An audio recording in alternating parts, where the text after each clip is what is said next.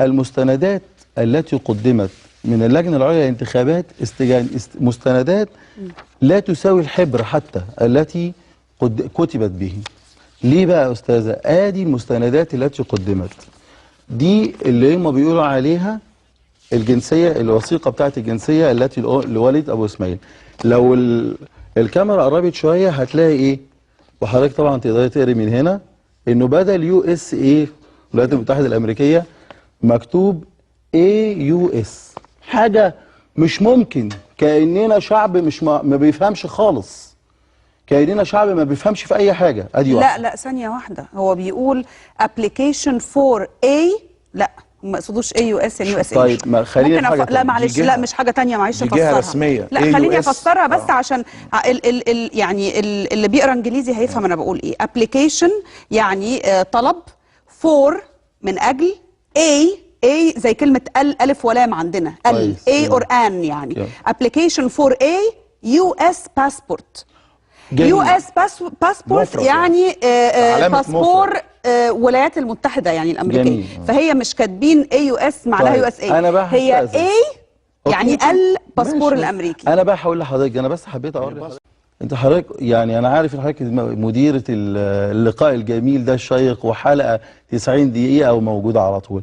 يمكن ده عشان خاطر حضرتك لبقة وذكية، وعشان خاطر حضرتك يعني بتديري الحوار بشكل جيد جدا. لكن في حاجة تانية بقى انتوا ما تعرفوهاش، انا عارف ان حضرتك عارفاها، ان الأستاذة ريهام ديت يهودية الأصل. مين؟ قربوا شوية بس الكاميرا. مثلا يعني قربوا شوية، هي يهودية الأصل، مش بقول مثلا. وانا هرفع على حضرتك دعوة بكرة أطالبك فيها بقى بكل شيء قانوني.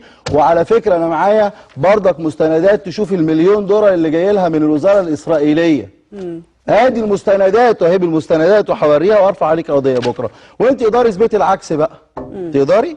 انت عايز، احنا في دولة القانون مش قادرين نثبت العكس. يعني انت بتعمل مقارنة انه ده انا بقول كلام حقيقي. انت اصلا يهودية الاصل. انت عايز يعني بتبين ازاي ممكن تتبلى عليا وانا قاعده بالظبط كده. احنا ما عندناش انا طبعا انا اسف لحضرتك جدا. انت بتضرب بيا انا مثل ان انا يهودية الاصل عشان تفرج الناس على الهواء ازاي ممكن حد يتبلى على حد. بالظبط كده. وانا اسف ان انا قلت المثال ده، وانا بعتذر طبعا ان حضرتك بعيد عن الكلام ده خالص.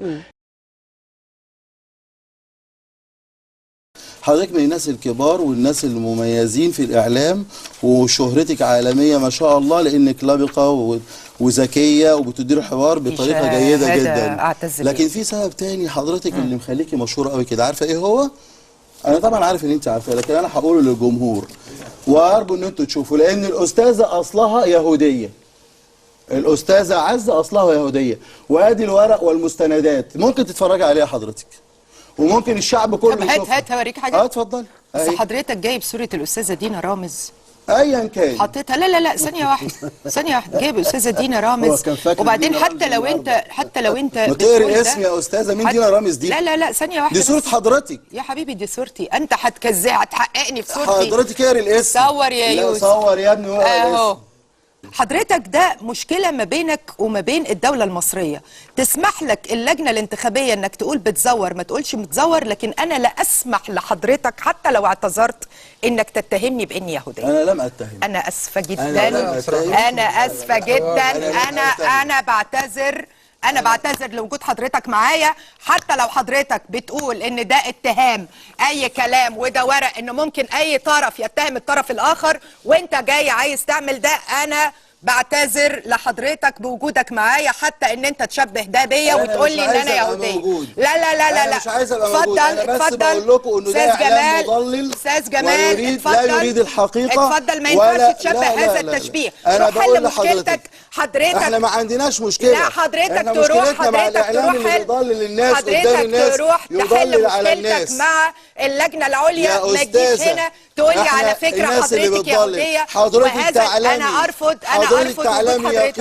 انا ارفض وجود حضرتك معايا. انا بس حبيت حضرتك جيت لي. لا معلش اللي انتوا بتضللوا لو كنت مسجل يا يوسف الكلام اللي اتقال في الفاصل من الشيخ جمال فاصل ده انا لو عايز اقدم بلاغ رسمي هقدم بلاغ رسمي، لان هو يروح يحل مشكلته مع اللجنه العليا. لا معلش اتفضل جمال اتفضل انت اللي جاي تتكلم ومعاك دكتور في القانون. الدكتور نتقي بيحرف القانون ايضا. الدكتور بيحرف القانون. دي اتهامات مباشره لكل اتهامات الاطراف. مباشرة. مش عايز تقول حاجه للاستاذ سعيد الراجل كمان؟ لم يقل شيئا. ده كويس. الراجل لم يقل كويس ان شيئا. حضرتك ما لا، اتكلمتش. يوسف استاذ مساكن جمال اتفضل حضرتك وانا ارفض. انا اللي ارفض. وده لو سمحت يا يوسف، هذا التهريج، هذا التهريج اللي بيحصل، هذا التهريج اللي بيحصل ان انت ممكن تتهم اي حاجه. روح حل مشكلتك مع اللجنه العليا